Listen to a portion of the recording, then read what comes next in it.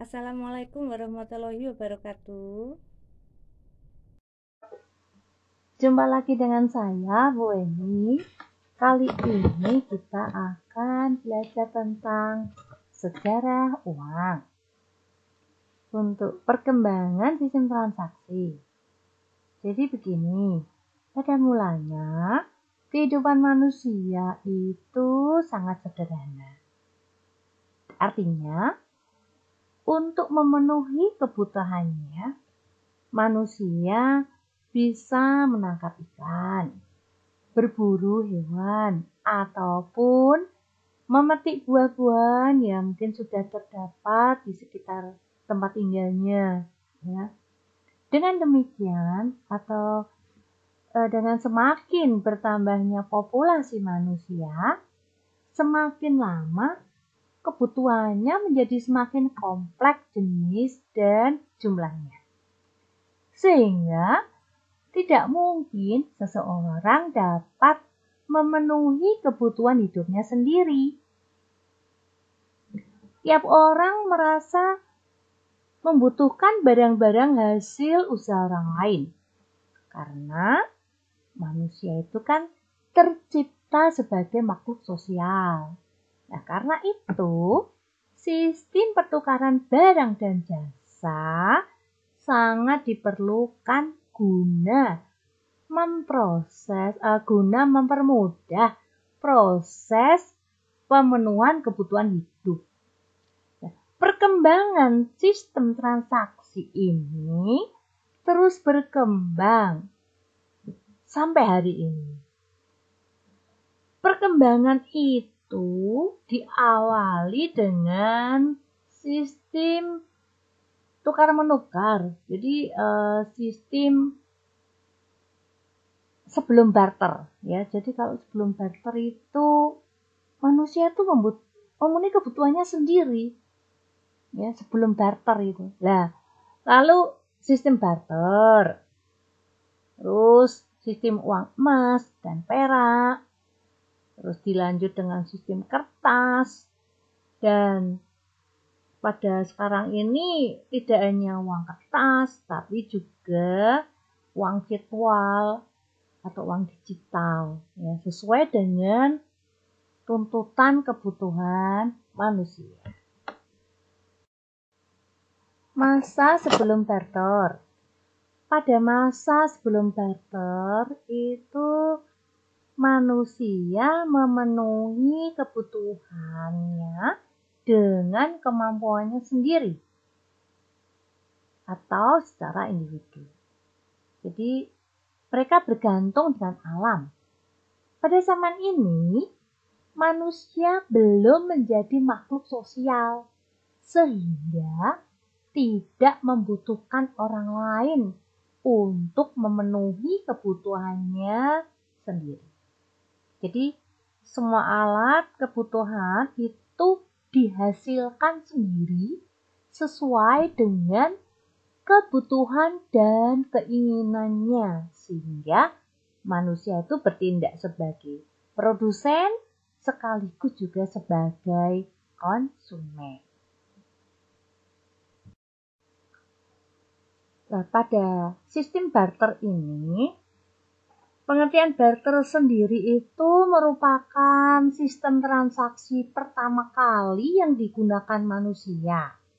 Jadi, barter adalah sistem pertukaran antara barang dengan barang, atau jasa dengan jasa, atau barang dengan jasa, atau sebaliknya.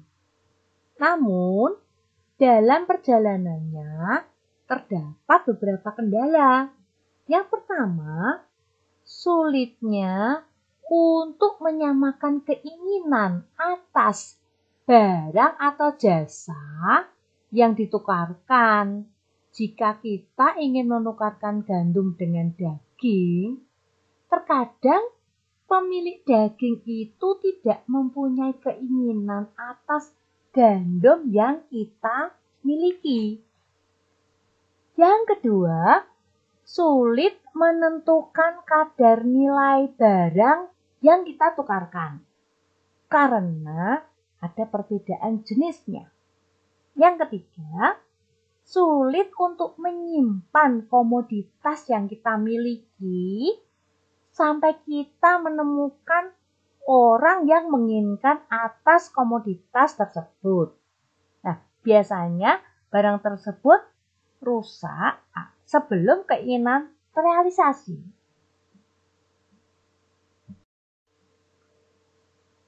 Berikut tentang sistem uang komoditas.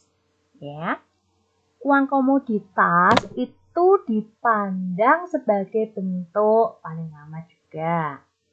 Sejak orang-orang menemukan kesulitan dalam sistem barter, mereka kemudian menjadikan salah satu barang komoditas yang bisa diterima secara luas dan dari segi kuantitas mencukupi kebutuhan untuk berfungsi sebagai alat tukar menukar dan unit hitungan terhadap barang komoditi dan jasa lainnya. Akan tetapi, kemudian muncul kesulitan dalam penyimpanan dan ketersediaannya. Selanjutnya, dipergunakan batu sebagai alat tukar. Tetapi karena terjadinya penumpukan batu, akhirnya alat atau batu tersebut tidak mempunyai nilai. Untuk uang logam itu pertama kali dibuat pada abad ke-7 sebelum Masehi oleh kerajaan Lydia, sekarang itu Turki. Uang tersebut dari bahan logam yang merupakan potongan elektrum atau campuran emas dan perak. Untuk menunjukkan nilainya diberi cap dan gambar yang telah disiahkan oleh penguasa yang memerintah saat itu. Setiap negara atau kerajaan memiliki alat tukar yang dapat diterima dan diakui sebagai alat pembayaran yang syah. Ini saya ambil dari buku mata uang koleksi Museum Jawa Tengah Ronggowarsito. Diterbitkan oleh Pemerintah Provinsi Jawa Tengah, Dinas Pendidikan dan Kebudayaan, Museum Jawa Tengah Ronggowarsito tahun 2005. Tim penyusunnya J.R. Hermawati, MT, dan kawan-kawan. Ini adalah gambar uang logam dari beberapa negara yang saya himpun menjadi, saya susun menjadi bentuk seperti ini. Ini uang logam dari negara kita dan negara lain. Jika dahulu terjadinya peralihan sistem uang dari logam ke kertas adalah melalui proses perkembangan yang panjang, diawali dengan motif keamanan dan kenyamanan bertransaksi menggunakan kertas-kertas banknote sebagai pengganti saldo emas yang disimpan di lembaga penitipan uang emas. Namun, kemudian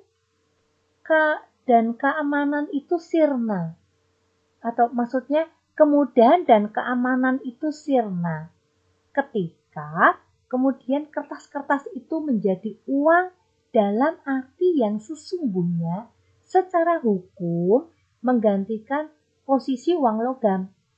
Di sini, orang-orang kemudian berpikir menemukan media lain untuk menjaga uang kertas dari risiko pencurian dan kehilangan pada satu sisi dan mempermudah transaksi pada sisi lain.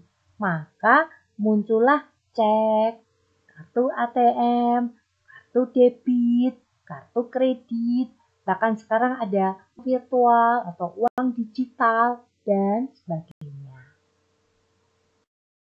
Ini adalah gambar beberapa uang kertas dari negara kita yang beredar di negara kita, dan yang satunya salah satu mata uang yang beredar di Arab Saudi. Jadi uang itu adalah salah satu benda yang mempunyai kegunaan sebagai alat penukar barang dan jasa.